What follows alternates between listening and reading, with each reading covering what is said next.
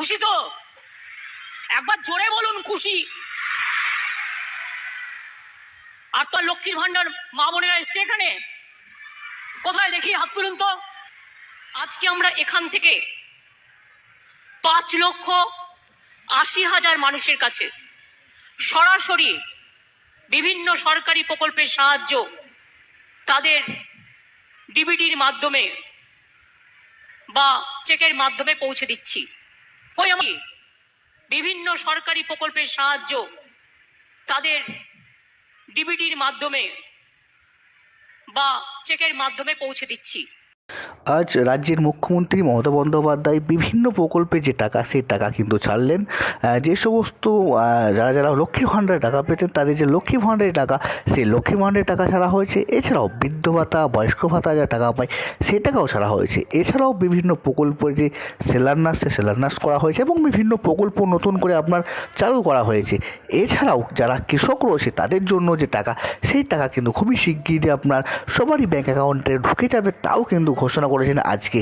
তো এই মুহূর্তে কিন্তু রাজ্যের জন্য রাজ্যের মুখ্যমন্ত্রী মমতা বন্দ্যোপাধ্যায় বড় একটি পদক্ষেপ নেন এবং বড় ঘোষণা করেন, এবং রাজ্যে যে সমস্ত বাসিন্দা রয়েছে তাদের জন্য বড় একটি প্রকল্প কিন্তু ঘোষণা করেছেন, যার মধ্যে কিন্তু লক্ষ্মী ভাণ্ডার থেকে শুরু করে আপনার বৃদ্ধ ভাতা, বয়স্ক ভাতা, বাংলার আবাস যোজনা রয়েছেন। এছাড়াও যেসব চাষি রয়েছে সেই চাষিদের শস্য বিমার টাকা, এছাড়াও কিছু বন্ধু যে টাকা, সেই টাকাও নিয়েও কিন্তু বড় বড় কিন্তু আপনার যে আপনার ঘোষণা সেই ঘোষণা করেছেন। আপনারা নিজেরা এই মুহূর্তে দেখতে পাচ্ছেন সেই ঘোষণা করছেন। চলুন সেটাই আমরা শুনে নিই।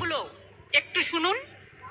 উদ্বোধন ও শিলান্যাস করা হলো প্রায় 4,000 কোটি টাকার।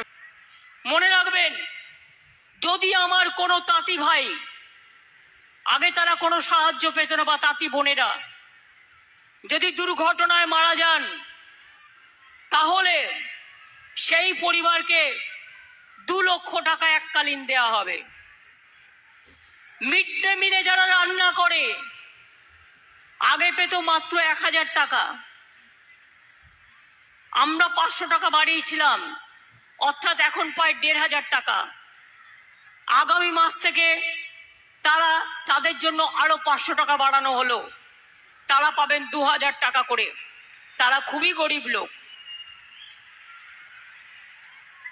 পথশ্রী প্রকল্পে আরো 12,000 নতুন রাস্তা করা হচ্ছে।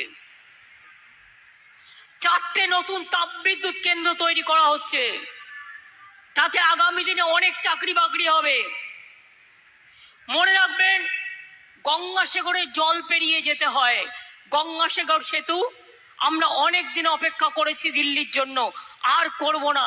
গঙ্গাসাগর সেতু 3-4 বছরের মধ্যে আমরা বানিয়ে দেব, এবং মানুষ জলে নয় ব্রিজের ওপর দিয়ে গঙ্গাসাগর যাবেন, গঙ্গাসাগর তীর্থ যেতে যাবেন। আমরা দামোদর নদীর ওপর আর একটা শিল্প সেতু তৈরি করছি, যাতে কৃষি সেতুর পাশাপাশি শিল্প সেতুতে বিজনেসের জন্য, সবজি আলাদের জন্য, বিজনেসের স্বার্থে কৃষি ব্যবসায়ীদের জন্য, তাঁতিদের জন্য কাজে লাগে। সেই জন্য